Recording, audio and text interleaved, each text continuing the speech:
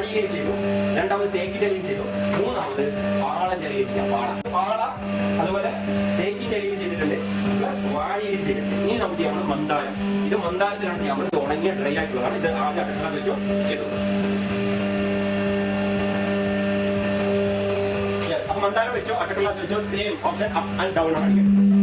അപ്പൊ കട്ടായി. ഇപ്പൊ ഇതിന് ആൾറെഡി ഇതെന്ത് ചെയ്തിട്ടുണ്ട്, കട്ടായി സ്ട്രീറ്റ് വന്നിട്ടുണ്ട്. 1 മിനിറ്റ് സമയം കൊടുക്കുന്ന ആ സമയം കൊണ്ട് തന്നെ നമുക്ക് ഞാൻ കാണിച്ചു പേപ്പർ പ്ലേറ്റ് ചെയ്യാം.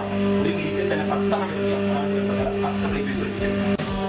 അപ്പൊ ഇതിന് അപ്പടിച്ചു. അപ്പൊ ഇത് വർക്കിനോട് തന്നെ നമുക്ക് പേപ്പർ ഒന്ന് വെച്ചോ, സെന്ററിൽ കറക്റ്റ് റൗണ്ട് ഷേപ്പിൽ വെച്ചിട്ടുണ്ട്.